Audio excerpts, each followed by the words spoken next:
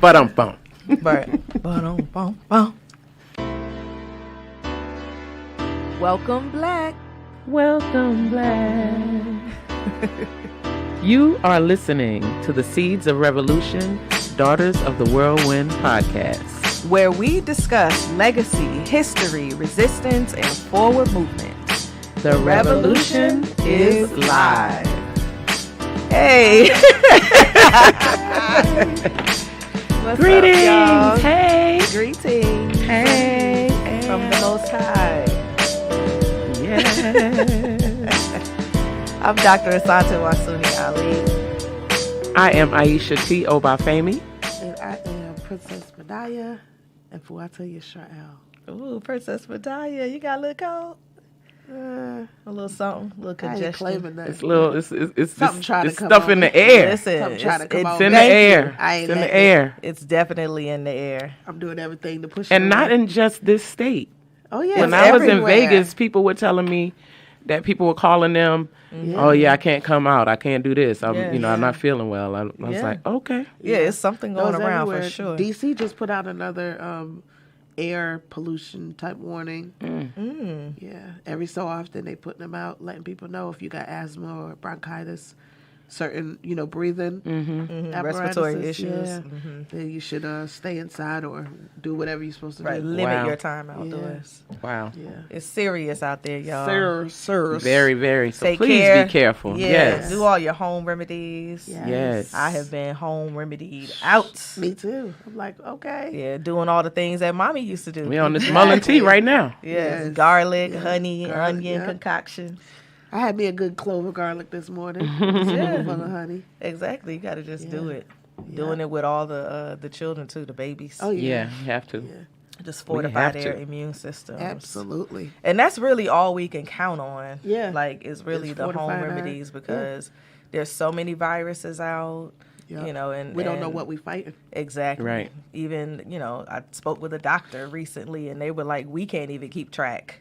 Yeah, and they of don't all have the things names that- for it. They don't have names Yeah. for But them. that just shows Just you a how virus. much is just being put out there. Yeah. Absolutely. And they're not even telling the medical field pretty much. They're just out there experimenting in the world, dropping stuff, seeing what survives. And what they do know is that the symptoms linger a lot longer than your average cold. So Right. maybe like, a month or 2 months. And what do you think that does to your body? Exactly. Something lingering in your system that you don't even know what it is. Right.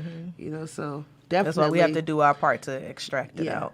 Definitely Yeah. keep extracting it out your system Yeah. as much as possible. Yeah. Yes. Yeah. So yeah, take care. Yes. Yes. Like take care. Take In care of many yourself ways. in all the ways. Yeah. Exactly. Yeah. Holistic. Yes. And it aligns with, what we're talking about today. Another way of taking care of yourself. And if you all have realized, we have a theme here. Yes. This we do. entire season has been about taking good care of yourself. Yeah. Mentally, Physically, spiritually, psychologically, yeah. Yes. financially, In all the ways. Yes. all the ways. Yes. So And today we're going to focus on joy. Yeah. joy and pain. I like sunshine. And rain. Bring it to me, y'all. All right. Okay, so we're going to I'm going to read a short bio Okay. on our guest. Yes. Grace Harry is an artist, entrepreneur, creative muse, pleasure instigator, and speaker. After an illustrious 30-year career in entertainment, Grace, the Joy Strategist, found her calling, leading what she calls the revolution of joy. Through her popular playdate community, Play with Grace, she helps everyday people welcome joy back into their lives. Her work has been featured in the New York Times, Hello Giggles, Vogue Online, The Times UK, the London Evening Standard, and many more. So, not only is she all of the things that I just read, she is also one of my starting 5, the lineup, as I am one of hers. So, without further ado, we welcome Grace Harry. Hey. Hey, Grace. Thank you so much also for having me and for your patience with me. Technology, fun morning. And I just couldn't be more excited to have this particular conversation. We are too. Yes. Super excited. So happy to have you. Yes. Hi. So I was intrigued by that, what you said, Aiyisha. Her bio. Yeah, it was, what does it say? The Pleasure instigator. What are we doing? Instigating pleasure. I like that. You know what I'm saying? I like that. Absolutely. So, despite your tech issues, how are you, Grace? I'm so blessed. I just, I've had a beautiful weekend and just grateful to be here. And as you both know, nothing turns me on more than creative I'm so excited. Creative collaboration with people I love. So being on your podcast, you two, is just so much, it's like grown-up play dates. We get to have these beautiful conversations that impact people's hearts with people that we love deeply and support each other in real life. I mean, what could I complain about? Yes. Absolutely. Yes. So I think that's the pleasure instigator. I'm sorry, just you said that before. I think that's what it is. It's that, it's if you surround yourself, as Aiyisha said, with Starting Five, they give you real shit when you need to hear it, but they also really elevate you like a soulmate would. Let me come in my conversation. Let me elevate you. Let me support what your dreams are. And that's really what I say is a pleasure instigator. Okay. Nice. Yeah, thank you for that definition.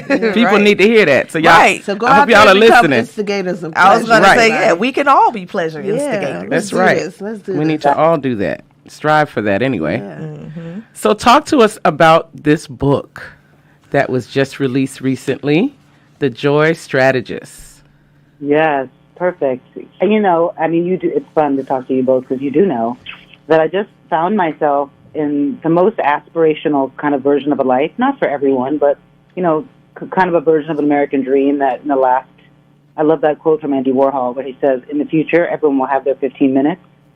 So in that reality, I was living like the dream of the 15-minute generation and not happy, not feeling good, not able to access what I actually wanted, what I actually felt, being a people pleaser, fear of rejectionite. And as simple and basic as it sounds, having to realize that I wasn't living from my heart, that even though we romanticize that and all our media says that we're all about our heart, we're not. We're all living lives defending pain, and I was too. I just found a big, deep cover. And when I realized it was as simple as taking myself back to leaning into the true joy strategist, which is your heart, everyone has one. We have a GPS.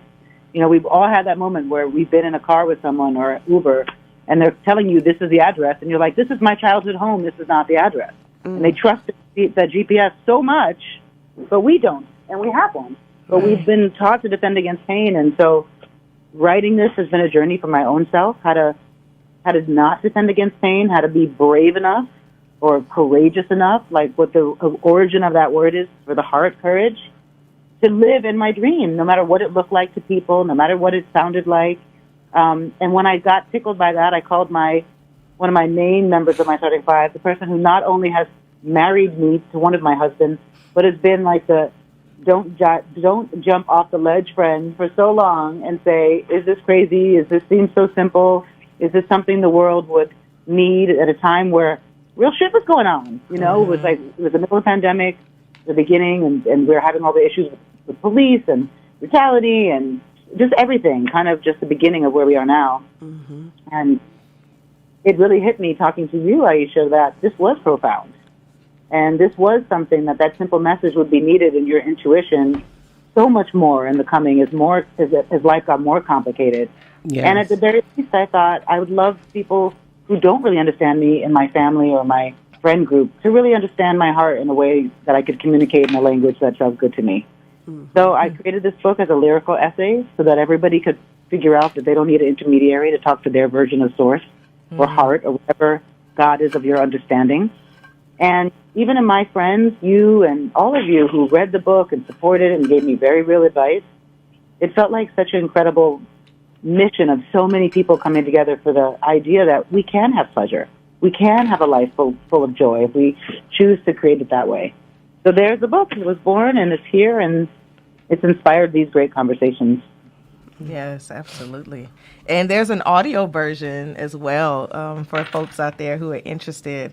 I had the honor of listening to the audio version, and it was just it was a joy. Like it was to use one of your words that you use a lot, Grace, delicious. It was really great just to hear your voice. Your voice is so soothing and empowering. So I'm glad that you have that iteration of the book as well for those people who, enjoy audiobooks.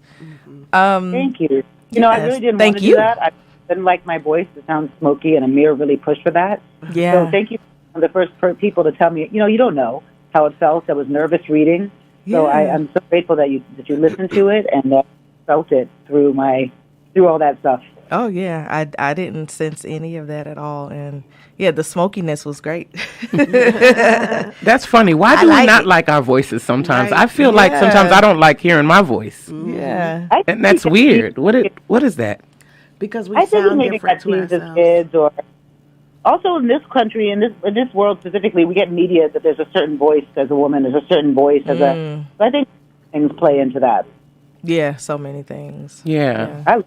Aiyisha, I love your laugh. Oh my gosh. Right, thank you. You're biased. I was about to say, there it is. You're biased. But no, and I feel like just watching like the rollout of the book, and all of the people who were posting it, and your talk about having your book signing right near your home, the one that you had in Brooklyn. Talk about that. How did that feel? Well, as you both know, I love to read.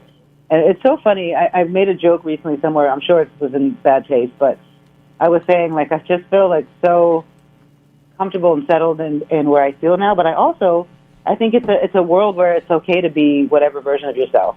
Mm-hmm. And so it was interesting to me to be a secret nerd as a kid and know that wasn't the desired way to be popular or social or whatever the striving was at the time. Mm-hmm. So it was very ironic that a place near where I would go to a library and spend a lot of time and dive into different worlds. And this book was so amazing to me because I think I thought that I was going to make a book and then prove that I wasn't a loser. I wasn't an ex of somebody, still doing something.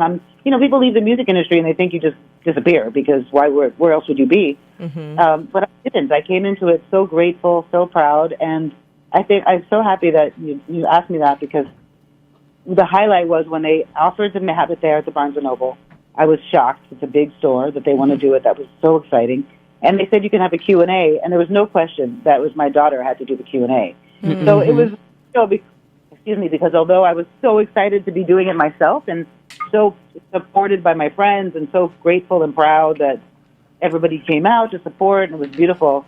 But mostly I was just staring at this being that came out of my body that was just amazing and so comfortable and asking me questions, and it was such a gift on all levels, I have to say. I felt so proud of myself for things that really mattered to me. As you should. Yeah. I was going to say. I said, as you should. That's what it's all about. Like you did this, you put your heart and your soul into it.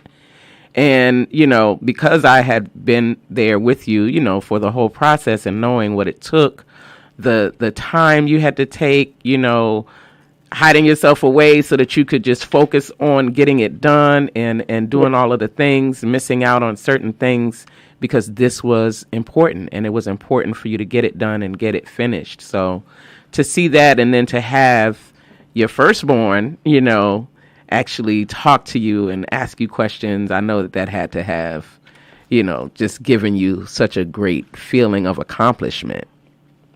I mean, again, talking to you two is so different because we have such an intimate relationship on my 5,000 levels, right? The three of us. So, but what we also share is that we're mothers.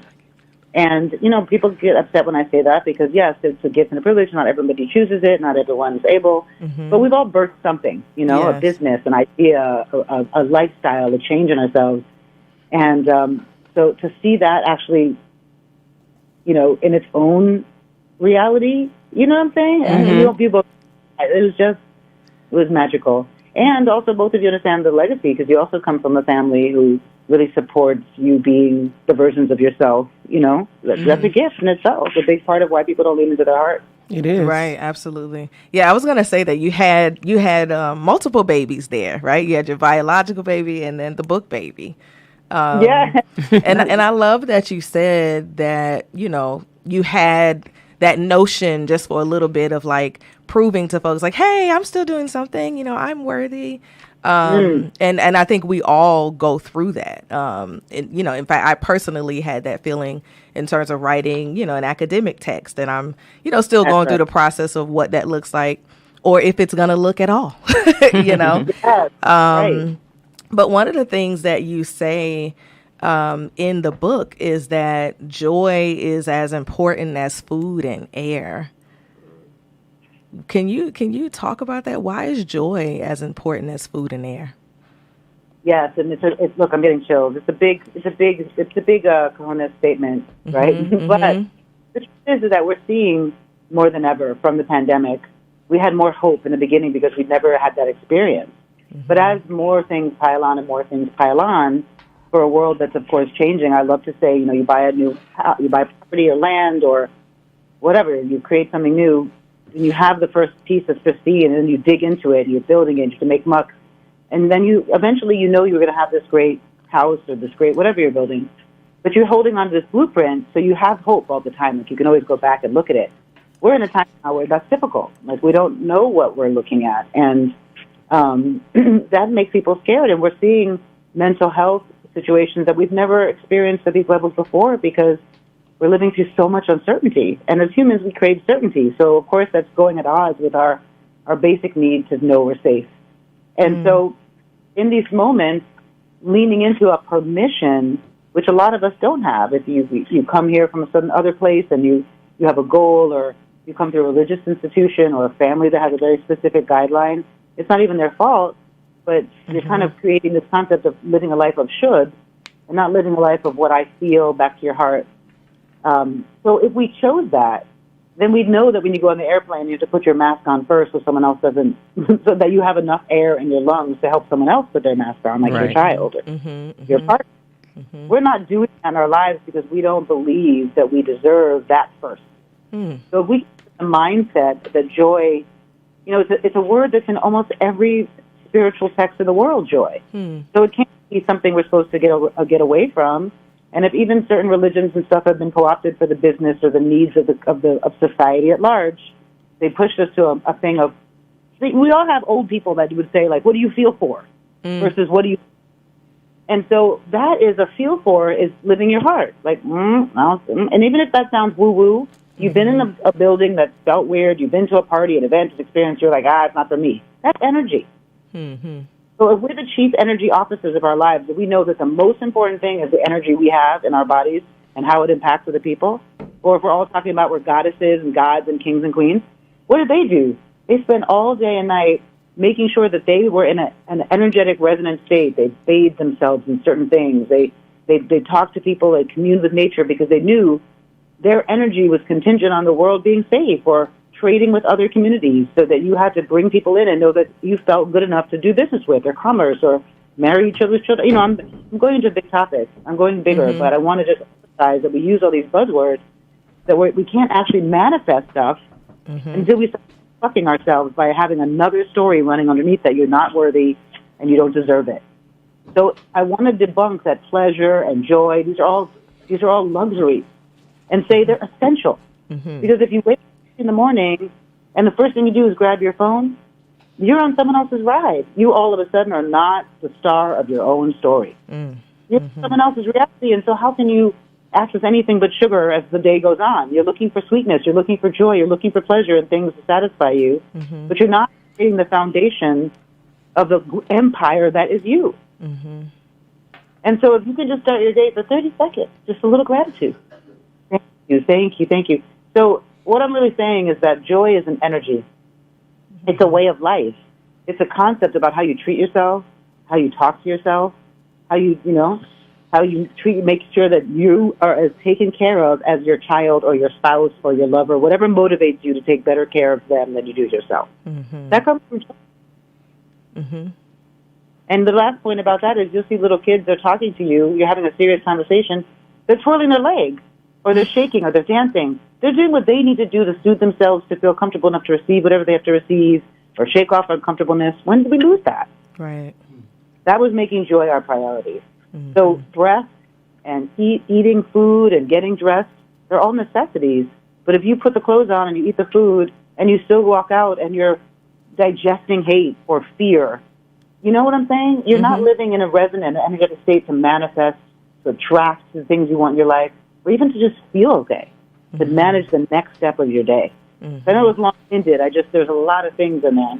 No, yeah, it wasn't long-winded at all. And I think it's necessary to have such a thorough response, because even as you were responding, I started thinking about all these other things, that are at play when it comes to, folks making that decision. Like you said, when they wake up, from the time you wake up in the morning, we are always looking to be distracted, from our pain, from, whatever it is that is bothering us or frustrating us. And so I think that's a big reason why folks, from the time that they wake up, look for other things. Like, I don't want to be present to myself, because if I am, then I'm going to be sad. I guess, because even listening to the book too, and you talking about, I think it was really brilliant how you talked about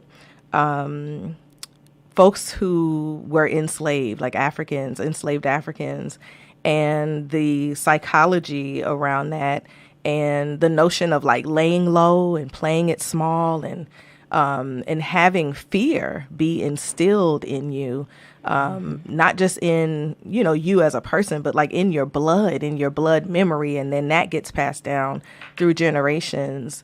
And so we're fighting against something really, really deep, really entrenched. And so for our listeners, like, I know you said, like, start your day with music, and you have, a lot of things that you offer as tools.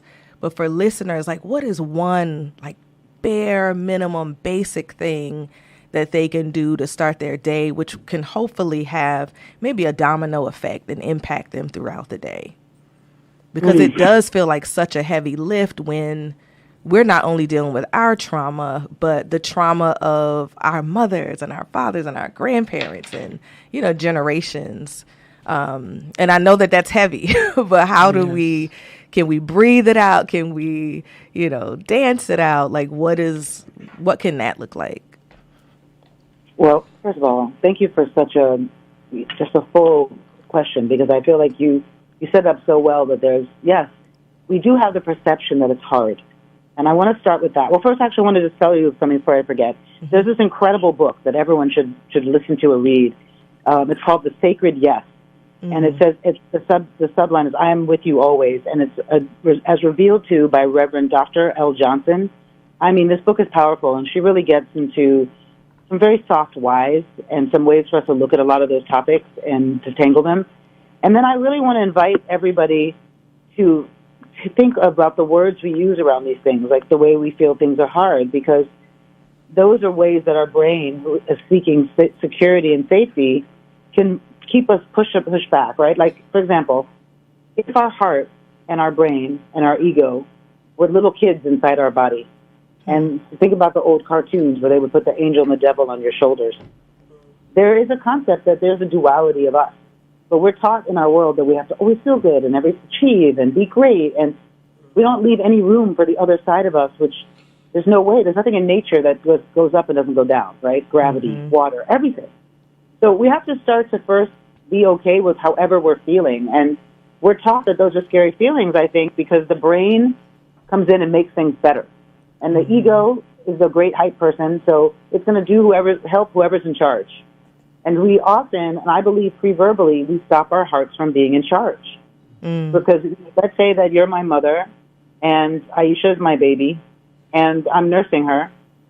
And so we're nursing for 3 days now. She nurses every time she looks up in my eyes.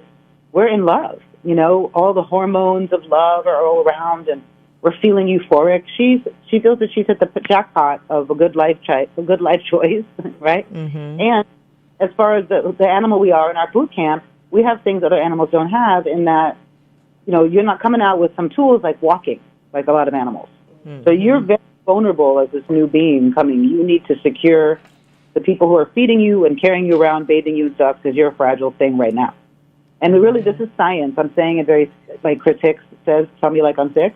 Yeah. Because I feel like that's how I learn anyway. That's where I am. Just explain it to me real simple. So I'm trying to really give everyone the context so we can start giving ourselves permission to stop, right? Defining these things in a way that keeps us from them. So back to the story of Marissa and Aiyisha. So now on the fourth day, you call me and you give me that bad news. I take my eyes away from Aiyisha's eyes. So now on her 4 days of life, she's freaking out because this love that she's feeling has been coming is the worst thing that's ever happened to her. And so now on the fifth day, I'm nursing Aiyisha, and I'm now on the phone with you, and I'm saying, oh, it's so cute. She now pulls my elbow every time she nurses. You know what that is? That's a performative love act now. She's now pulling the love in because she's realizing, oh, in her 6 days, I now know I've got to keep the gravy train coming. And so, we're like, this is so cute. So now, because without understanding, because she's pre-verbal, that heart thing now has a little ping to it. Oh, okay, so if I don't do this. And so maybe if Aisha's the oldest child, she's going to then become hyper-vigilant at taking care because she's learned quickly in her little file that she's now loaded in her brain in the computer that if I don't kind of keep the love going, it may not come. So she might turn into a people pleaser or a fear of rejectionite. And so we become adults and we start to morph. We all have that relationship. At first, you're just loving who you are, and then all of a sudden you don't recognize each other anymore because you've merged. But I believe that we do that with our core family. And if the first time that you do this, when you make a human, you're an amateur first, because no one who's not an amateur can apply the first time. Right. So then they're making mistakes, and I believe that's so that we can start to really reorganize our relationship and our deal memos and our contracts with each other over and over as we evolve and grow. So why do I say all that? What can we do? We can realize that we don't need an intermediary to talk to our version of source. We actually know, like small children, the things that soothe us, the things that calm us down, not the things we make addiction, like food or lovers, and that's not bad. But when you use something, as you said, to avoid a thing, whatever it is now an addiction. Whatever it is. And the thing is not bad. It's just that we're clinging to something because we have the pre-verbal memory that when we lean into our heart, when we fall in love, when we trust, when we believe someone, it ends badly. That being communication from our heart is confrontation. Yeah. So if you are going to invite me to work out and lose weight or whatever I want to do, and you're inviting me to a boot camp, I would call you days later and brag, oh my God, every time I sit in the toilet, my legs hurt. I'm complaining, bragging, because I know that has pain to it. Right. The word courage, the original root of it is the French word cœur, which means heart. And the original meaning was the courage to tell the truth of my own heart. We got to get brave. We have to start doing things like calling Aiyisha and saying, I'm terrified. This book is my biggest dream. It's about to come out. And Eureka, I'm learning from my spiritual egoism that not everybody wants to hear this shit. It's okay with not everyone liking me. Right. And not everyone receiving that. And you know what? That's my work. That's a trigger for me to... So what do I do in that moment to take care of myself and self-soothe? The old me would have gotten a Starbucks latte. I would have been looking for sugar to feed my pancreas to feel safe, to bring some sweetness in so I don't feel like life is so frightening. But instead, I said, you know what? Let me look to the kids in my life because they're cleaner. 0 to 7 don't have as much analytical mind until someone tells them they can't do something. So let me feel what they do. They play. And what do people do who really have amassed great wealth? They start to play. Because it's not until we let our heart become the boss, the Joy Strategist, really helping us feel what feels good and trusting that feeling no matter how weird it looks or how complicated it feels, knowing that, at 53 and now I can see all those things coming back to be my big support. So what can you do if you're on the side of the road and you just don't know way to get back on the road? You can take 3 seconds, you can close your eyes, you can practice every day finding the last time. You could be 1, it could have been 12, where you felt so good inside yourself that you were bragging about it. Remember those days you wanted to find someone because you felt you looked so good and you felt so good you wanted someone else to witness? Right. You're going to Look at find this. that moment. You're going to then live in it for 2 seconds. You're going to meditate in it. You're going to just sit in it. And you're going to say, okay, what was I doing in that moment? Oh, it was that song. Okay, that's it. And even if you have 4 husbands, 7 kids, 25 jobs, you can listen to that song while you're taking a shit, and it can remind you to breathe and go back into your body and be remembered that you're okay. Mm-hmm. Then you're going to listen to that song. And then you're going to do it for 30 days, so you're going to make it a habit. And you're going to realize that if you do that every morning when you're brushing your teeth, every single day you're going to elevate. Mm-hmm. And then you're going to realize that if you leave the house feeling good, you don't bring some Joy snacks with you like you would food on a long trip. So you can then bring that song to the office. Right. Let's say your thing is, drawing. I take a little book now everywhere I go. When I'm feeling social anxiety, which I do have, as you both know, people don't get that, or I'm feeling whatever, I'll start to color. And it's funny, people come over, or I don't know how to talk to someone, I'll start playing hangman. Things I did as a kid. If you love to play double dutch, if you love to ride a bike, if walking was your thing, if you love to water, you just have to start to put those things into your life, and it doesn't have to be expensive, it doesn't have to be complicated, it could be a picture. It could be a video that you took when you were at the ocean that you look at every day. It could be just walking down the street and saying, thank you for that, thank you for this. But that's why I say it's so essential that we just make joy a priority. Yes. We build it into the day, just like we build in, Right, everything else. Yep. Right, so anyway, yes, that's it. Yeah. Thank you. What about this? Hey, Grace, this is Afua. And so my question, this is Mdaiyah, I'm sorry. My question is, what, can you describe the concept of Earth School? Yes. And everyone hold my hand with this one and stay with me. Afua, everyone hold my hand. We got you. Thank you. All I'm saying, and again, I really want everyone to understand, I am not anti-religious at all. Mm-hmm. All I'm saying, though, is that if somebody decided that somebody was a spiritual person, human, a being, a God, and they took what they felt was gospel and they applied it to their lives, that's beautiful. You can do the same thing with nature, with anything. Mm-hmm. But sometimes, when things get commodified, right, they start to build a structure around how to keep that big thing going. There's nothing wrong with that. The problem is that we stop being fact checkers of our own life. Does that feel right to me? Does maybe there's something else? And that's how everything happens. We all thought the world was flat once. Then we thought it was round. I mean, now some people think it's flat. So there is some truth to figuring out what we really believe for ourselves and holding that dear. So I believe that we are on a planet, we're on Earth to learn. This is the place you go to learn. This is the place where we get the experiences to send to whatever the next experience is. And that might sound woo-woo, or it even could just be, or it could just be that this is a school. We're coming here. And I say that because, again, you don't have to believe in other lives, other realms. But we've all had that moment where we went somewhere and we felt that we'd been there before. Yes. And you meet somebody and you instantly know them, right? So just meet whatever it is, whatever of God of your understanding, nature of understanding, spirituality. But we have a lot of hardships here. As much as things are fantastic, they also are really challenging and really complicated. And as I'm 53, and we all on this phone have lived through things, and in our lives, everyone, that then became the gift. Because you drop deeper. Like if every day was sunshine and rainbows and roses, we wouldn't move. Right? I wouldn't. I'd be like, I'm on this beach. I'm getting fed for free. Aiyisha's sitting here. Everyone's here. We're having a party. But we have to be pushed to grow. Right. And I believe that's what this is here. And if we could realize that every time something happens, back to that boot camp reality, it's not against us. It's not here to torture us. It's here to tickle us a little, push us a little bit, open up more. As Rumi says, you have to crack your heart open, so means to really find love, to really be in love, because it's not holding on or grasping. So I always laugh that I'm a super senior on this planet because I don't have a lot of traditional education, but I know a lot of things. I have a lot of, the clairgnosis, like a claircognizance of there's things, and I've learned to trust it. And yet I can see that I've experienced these things before, even getting married 3 times. I feel like there's an experience that I keep, not failing, but having to dissect from different places to lean into myself. But ultimately, it pushed me to write this book and fall deeply in love with myself. Right. And I felt a creation of sorts.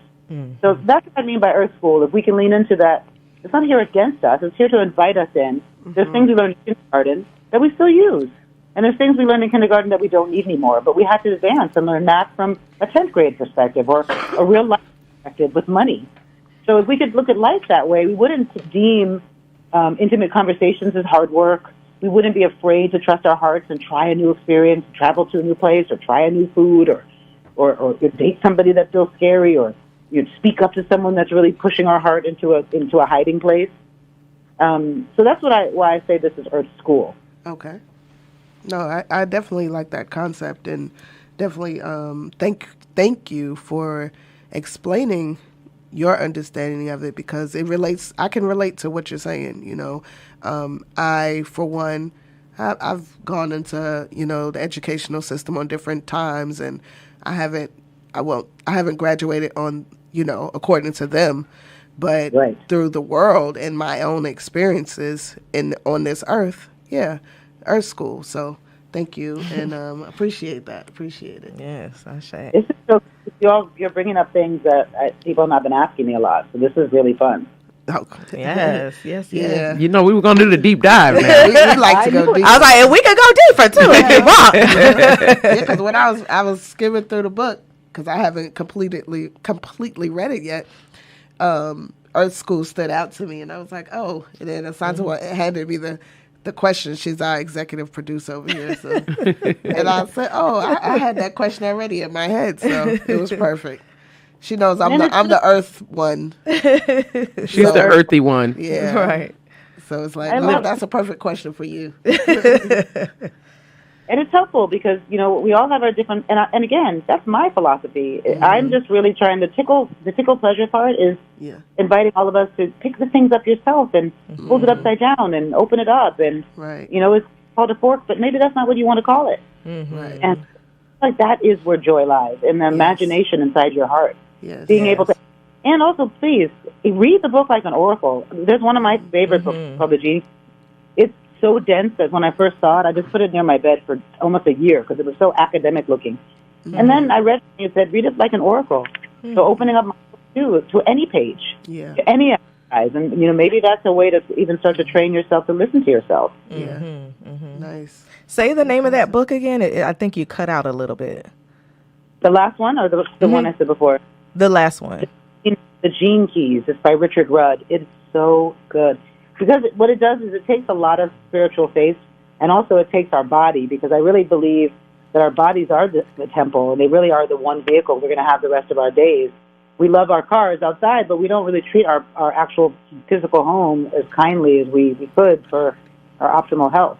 Like a lot of cultures believe your stomach is your second brain. Mm-hmm. So he puts it down even to amino acids, and how there's a connection between our placements in the world and also what we ingest and what different organs mean in terms of their toxicity and work for us to do even spiritually around that. So he goes very deep.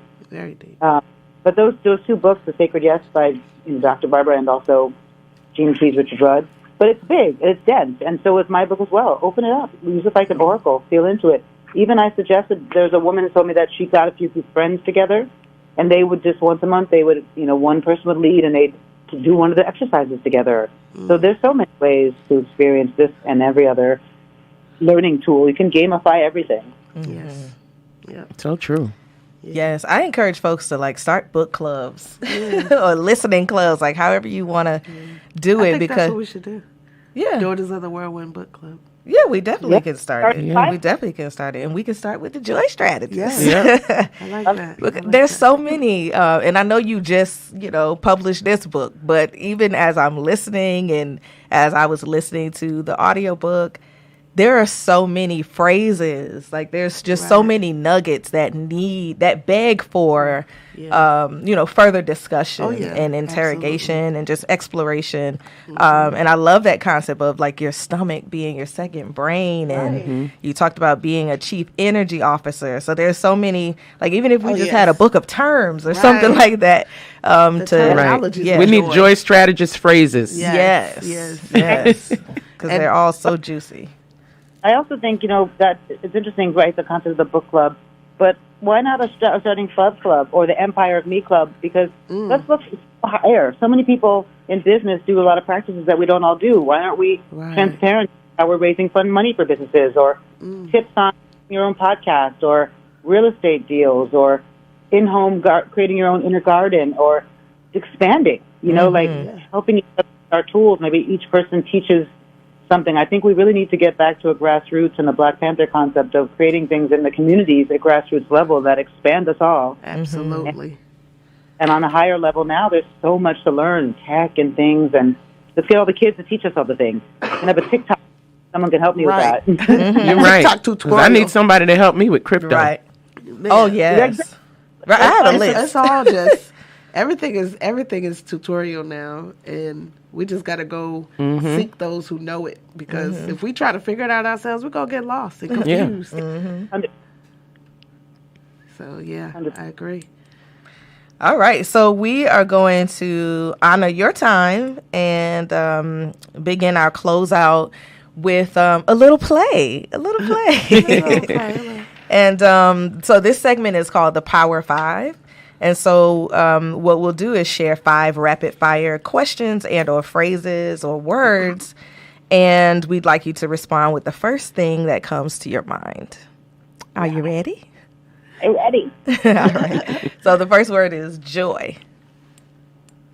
The first thing that comes to my mind is just how amazing the world would feel if we all lived in joy. We'd have, just a different perspective, just a different energetic state, greeting each other to play and having that be the expectation of our time together, removing social awkwardness with people just being free to say, Afua, will you play with me? I want to be your friend. I brought a toy over. You hurt my feelings. And just getting to what joy really means on all levels.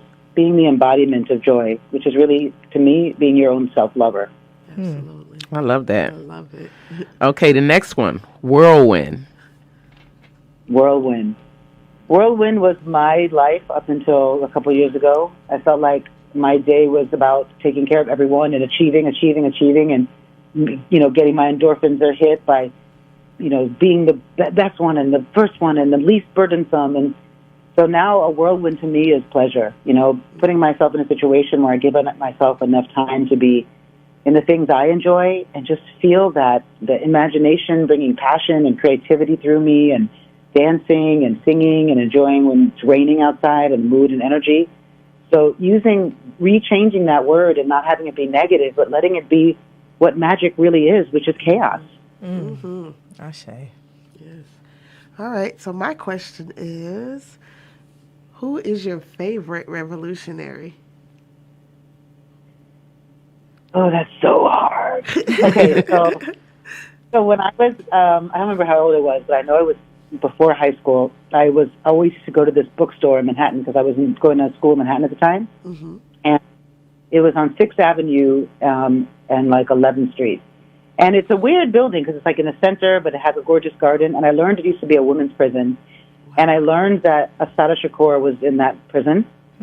And so I became obsessed with reading all the periodicals about it and then reading her book. So I I related to her. I felt her experience. I was in that building. So I can't say that she's a favorite because I feel like there's so many and I could keep going. What's his name? I'm going to mess it up. In Haiti, Toussaint Louverture. Woo! Thank you. Because there's nothing sexier to me than people all working together to do something that's fucking cool and changes the world. Yes. Absolutely. And to take down Napoleon and come on, you have to see their own resources and their spiritual dynamism to defeat the biggest army. And it's just whoa. But then even all my fashion sense and I remember one time, what's his name? KP. I was in his office and he was like, you have your own weird style, but I love it. I see it. I don't even know the word to use, but I remember laughing.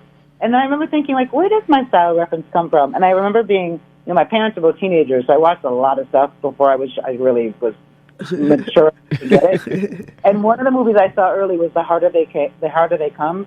And so Jimmy Cliff was just badass. And so that whole movie was the first time I saw just brown gangsters and then also music, which is my fucking favorite thing in the world. Right. And then, Angela Davis just blows my everything.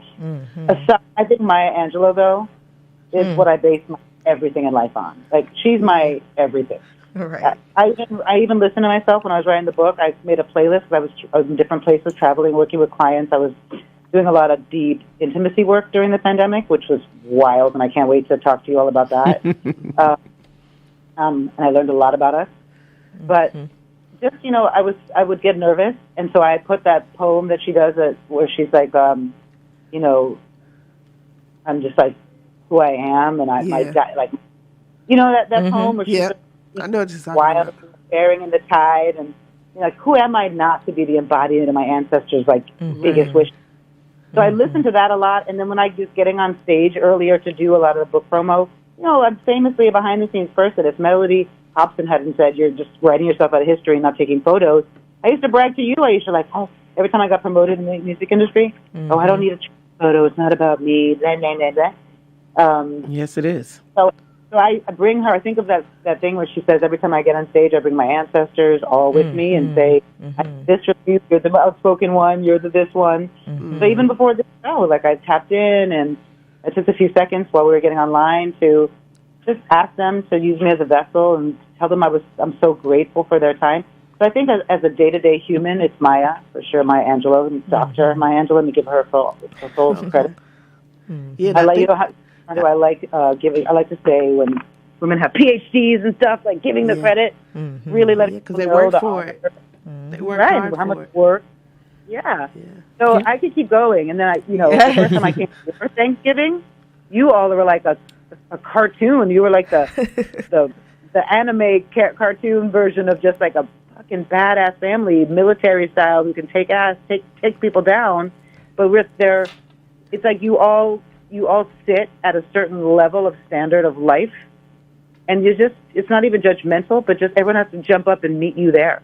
And to me, that is the greatest activism, and that's what I talk about in the book, because you can't have outer systemic change without inner systemic change. You can't even see, as complicated as the world issues now, what are we fighting over? We're fighting over God of our understanding. But you can't fight over God of your understanding, because God of your understanding is love. And so to me, your family is activism, because I've seen you love so deeply on such a profound agape level, even partners of parents and spouses. And I feel like as brown people, I feel on purpose we weren't taught that an empire is a marriage of sorts. It is a family. It is an understanding that everyone is a business together, and we've made a commitment to grow as a community. Yeah. And so your family, to me, on every level, even when writing the Starting Five, I thought about all of you. It's really the way you all work together. It's just, there's so much in there, and I really want to highlight you all, not because I'm trying to brown nose on this podcast. The truth is that we are empires. If we start to treat ourselves like individual empires, understand that our collaborations through our heart connection is the only way to alter this planet. So you all. So maybe I'm sorry it's not one. It's just more of my high spot, my top 10. It's a community. It's a community. Yes, we appreciate it. Yeah. A song. That word community. So we got to take it back. Yes, absolutely. Absolutely. Yeah, it has become a buzzword. Let's build community. What is that? Right. Yes. I get started. So the next phrase is a song, because I know you talk so much about music and the power of music in your life. A song that everyone should hear. When I started, I really, music is how I therapize and live, and I have a playlist. Even when I'm feeling sad, I'll sit in the tub and I'll listen to this and answer back this playlist. And so I had to really, when the book was hard, I was having peaks where the book felt hard to do. I made it its own reality, and it had its own song. Wow. And it's by Heatwave, Star of the Story. Even though the lyrics kind of are not really saying that, but the message just hit me home that as much as we're in this me, we live now backstage, and virtual is where we go out. To be online and gamify socials and gamify dating and gamify traveling and gamify gaming and gamify groceries. And we live in game now. We're in a game. We're in a simulation, whatever. And that we go out, we put on these avatars now, even with our looks and our creations of ourselves. So I got lost in my whole... But yeah, the song, the heat wave. Yeah, so heat wave was the start of the story with me, because really look at that. How aren't you the star of your story? Do you really choose yourself first? You know, I used to be, when I came home on my own, I would just throw on anything and eat whatever's in the fridge. But let a lover come over, and all of a sudden I'm cleaning and incensing and making food. And so I now treat myself that way.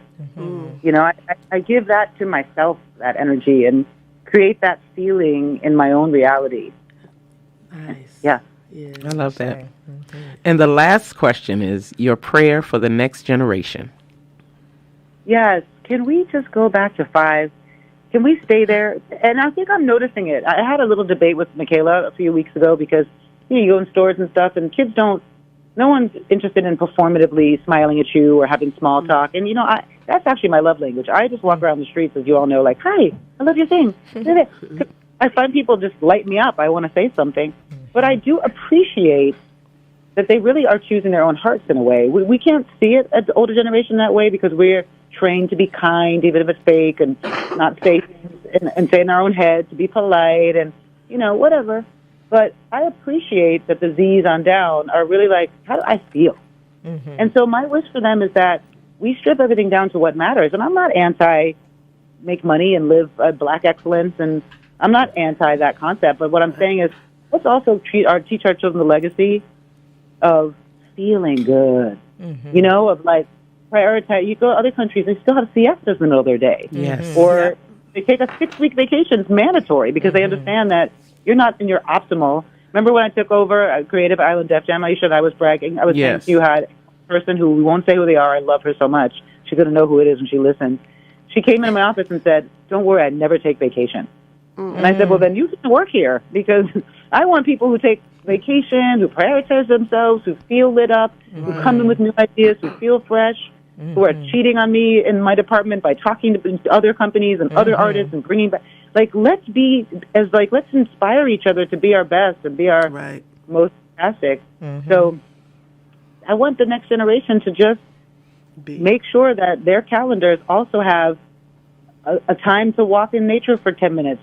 A vacation with my 5 friends is essential. That we demystify this concept that having other people in your life that turn you on is somehow an affair to your relationship, but making you full. I'm not saying cheating. I'm saying you have people that you can talk about something that maybe your partner doesn't like to talk about. And they just start to really be honest about that. You know, it scares me when you want to go spend time with a fua on your vacation because I think that means you don't love to be with me.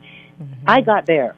It is so freeing. My heart, I had to train my heart. It was very terrified because I was trained that I don't want to be a burden. I want people to love me, and I don't want to say anything wrong or hurt anyone's feelings. But getting over that was the greatest gift of life. And sometimes I hit you. Like, you won't hit me for a few weeks, and I'm like, are you mad at me? And I don't care how that looks because I'd rather have clean relationships and know I don't wonder. I know you love me. I know. And if you know what?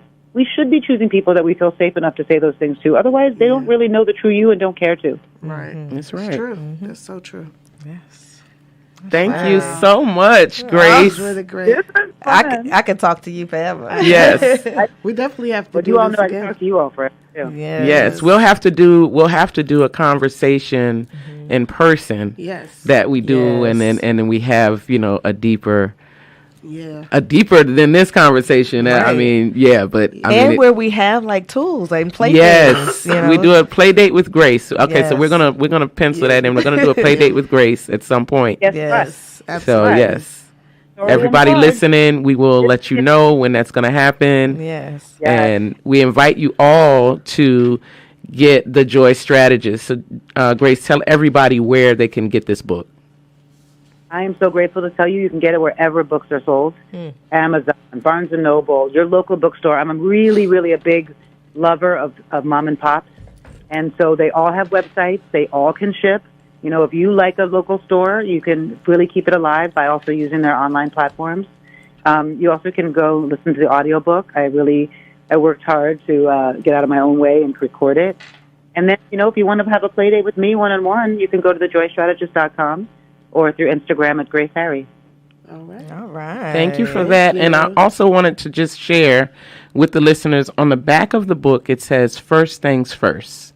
Joy is one of our most basic needs. Before you work for anyone else, every single day of your life, you need to tap into your own joy. All right. Yes. Yes. That deserves an applause.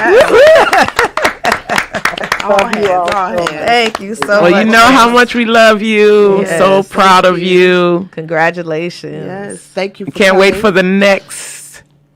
Right, all the things The to come. next. And the And next. the And the next. next. And the next. Yep. So looking forward to it. We love you, Thank for being Grace. on our platform. Love you all. Yes. Take care. Talk to you Thank soon. you. All right. Have fun. Hey. Yes. Thank you. You too. Live and enjoy. All right. Grace is a force. Yes. A force, y'all. Yes. Yeah, please pick up the book, you know. Or listen to it. Yeah, or listen to listen it. to It it, was yeah. great listening. I started doing audiobooks this summer, and it changed my life. I was like, oh, Yeah. I'm listening. Yeah, From now I've been on. doing that more often. And then, but one of the strategies he said, I'm like that too. I'll have a book, and it will sit on the side of my bed for a good few months. And every now and then I pick it up, flip through, and be like, "Ooh, I like that." And that's how sometimes I read it, because sometimes I just can't get into it right then and there. Right. Like there's a book, I was like the first probably 10 chapters, I was like, "Oh no, I can't read this book." But then later when I flipped through I was like, okay, I get the end Yeah, of it's just it. it takes time to get through some of them sometimes. Yeah. I listened to audiobooks more when I was younger because Grandma Geneva Yes. listened to Oh, right. audiobooks. Yes, she did. So our maternal grandmother, Grandma Geneva, God rest her soul, was blind, but she loved books. Oh yes. And so I would sit and listen to audiobooks with her. Yes. And she liked all the detective, Yeah. you know, like the mysteries. I And she'd remember always that. figure Yeah. out who was what It was before. before it was done. Yeah, Yes. way before. That's that brain And work. so, yeah, and now I find myself reading. I always read books, always read books, always loved to read mandatory books. for us to do that Yes. growing up. Oh, yeah. Yeah, so Encyclopedias. yes, let us just share with you. We had to not only read books, but then we had to do reports Exactly. on these books. And it Oral and written. Yes, and yes, And it wasn't not a school assignment. This was No, this was from our parents. Oh, yeah, yeah. especially in the summertime. Right. We was on vacation though. Right. You I gonna think we do had some, 2 sets some of reading. encyclopedias. Oh, 2 yeah. sets, at least 2. We had One a was children's blue. version. Yes. And one then was we brown. had, like, you know, the adult version. And we used to have to Encyclopedia learn Britannica. a word a day from the dictionary. Yes. Yes. And what the Meaning the is- definition was. It reminded me of when we would come to mommy and use so-called small words. And Yeah. Like, you need to expand your vocabulary. Or ask Why her- are you speaking like Or if you that? ask her, what does that mean? She's like, Look it up. Look it up. I tell I her do to that Use do your it own now. brain. I remember she would and say they be that. like, look it up. You have a You're supposed brain, to right? tell us. I said, no, use your brain. I said, She my would say, mother don't used to use say the mine. same thing. Exactly. I tell the children now, and it's easier for you. All you got to do is put it in your phone. Exactly. Free is just Let it learning come how to up. read, and I tell her that now. Right. We had to go downstairs, get the encyclopedia or dictionary. You could just pick up your phone, Google it, and then you And have don't think all she's types gonna of forget. definitions. She's gonna come back and ask you And about she- Yeah, 5, right. 10 minutes later. Right. Exactly. So what did you learn? Right. And you better What have does it learned mean? something. So what is onomatopoeia? Huh? And What is it? right. What is it? And how do you spell it? Right. What's the noun? What's the like everything about it? Is it a noun, verb? What? Keep going. Yes. So you know that's important, like you said. Yeah, so reading is fundamental. And listening, you know, however, Yes. whichever it is that, you know, makes you happy, whatever Right. brings you joy, choose that one for But some yourself. people like to watch, you know, Yes. movies that turn into Yeah. books Yeah. that turn into movies. You know, Yeah. It's- However, it's a if different you're way. receiving the information, Then then, receive it. you know, that's what it Exactly. is. Yep. Whatever brings you joy, do that. Yeah. So I do want to say one thing before we close out on joy. Yesterday was I know this is going to air later, but yesterday, during our birthday party extravaganza yesterday, at the ice skating party for my niece Free, I was walking down. Asantewa's daughter. Yes, Asantewa's My daughter. baby girl. I was walking down, and I'm walking, and all I see on the skating rink, on the ice skates, is Kafani pushing Musa. And the joy on Musa's face, he had his ice skates up like he was doing a wheelie, while Kafani was holding the brace, and Kafani was just zooming. And you could just see the joy on both of their faces. Like he was like, and Moose was just like, yes. There is something about the wind on your face. Yes. There is something about that feeling. And I just walked, and I was just smiling. I'm sure people probably was like, is she on some? What is she thinking about? I'm on that joy. Yeah. You know what I'm saying? That's what I'm on. That joy. I'm high off joy right now. Like it was just a joyful to even think. Like in my mind, I'm like, wow, Musa must be feeling really good, and Kafani must be feeling good. They're bonding. Yeah. How they 14 years apart, but it was good to just watch that. So I love that moment. I love that you said that, and it does play into what we were discussing with Grace too. Like you're not too old to play, right? Because when I said Kafani's like, why are y'all making this about me? When I sent Kafani the invitation for the ice skating party, for a 6-year-old girl, and I was like, yeah, she asked me to invite you, and he was like, I would love to come, and even it helped me even to like recalibrate and say like, okay, well, there's really no such thing as like, oh, this is a kid's thing. Right. It's like no, and I think a child's thing. Yeah, kids are baby goats. We and that was one of the things that Ifalani would remind us of. I've been out in the world. These are these terms, but yes, children. But I think as a family, unspoken, we have always done that. Yes. So it doesn't matter if the person is turning 1 or 2 or whatever. It's like, 55. Oh no, yeah, we're all just gonna be there and celebrate, and there's no. And definitely, again, to Grace's point, like Free is 5. Like, it's her last day of being 5. But she is 5, and she said to me, like, oh, no, I want these people here. Yeah. And some of them were children, and some of them were adults. Yeah. Well, most of them were adults. Well, I had fun watching. I wasn't skating. Yeah, she's not seeing that distinction. I had fun watching, especially Fumi. Yes. Our niece Fumi Lyle, she was... Fire. She stayed on the ice. And so courageous. And didn't want to get off. And so independent. Yes. I mean, she tried to fight me to take them ice skates. I said, right. She's like, I want to. Because we have another birthday dinner to go to. Yes. But I just want to skate. Right. I said, well, you'll get to skate more often. Yeah. Right. She's like, I want this. And that was her first time. I know. It's something about the certain signs, seasons of children. But she was in the joy in her face. Yeah. Especially when Kafani was... First, Kafani was pushing her. She was like, okay. But then we let her go and do it herself. She was like, I got this. And she was doing it. So it was a joyful moment just to watch all of them experience the ice skating in their own way. Yeah. Some of them was just out there doing it. Some took their time. Free. She said, I didn't do good. I said, yes, you did. You did great. Give me 5. I said, you went out there and did it. And I tell her all the time, as long as you are honoring yourself, because I think, and even as a mother, and I know as mothers, we all can do that sometimes where, our child might do something and then you might be you wanted it to go a different way. Right.